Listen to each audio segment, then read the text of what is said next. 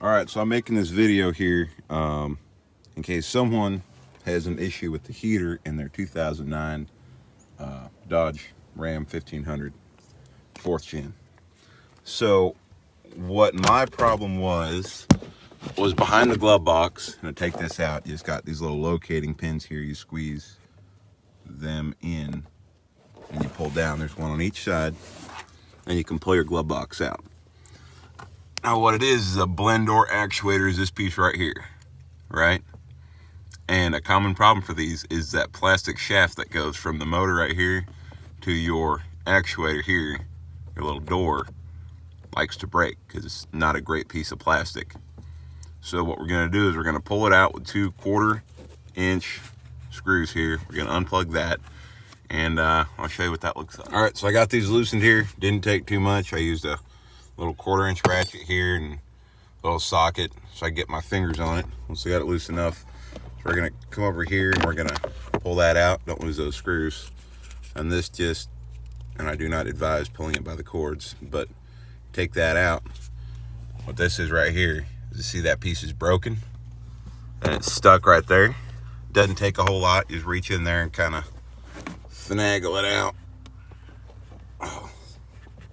Of course, it's got to be a little bit extra. Now that I said it doesn't take a whole lot, just keep wiggling. It'll pull out like that.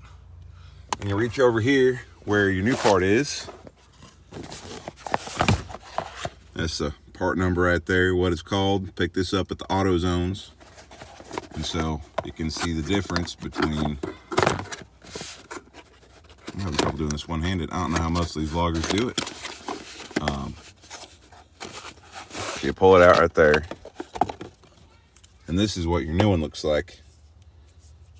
Only two pins in that plug right there. And that's what the old one looks like right there. See, big difference. So now what you do is you take this new piece, and it's got this little cross right there that locates to that cross right there. And you plug it back in like this. Oh, come on. Plug it back in like this.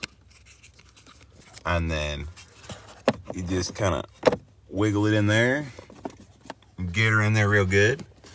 Until your screws back in, one there and one there.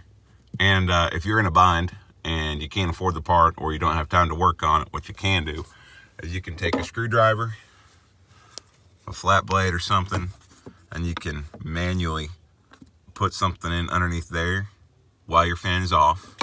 Hold it up to the top, turn your fan on. That'll make a suction, and that'll give you heat if you're in a pinch.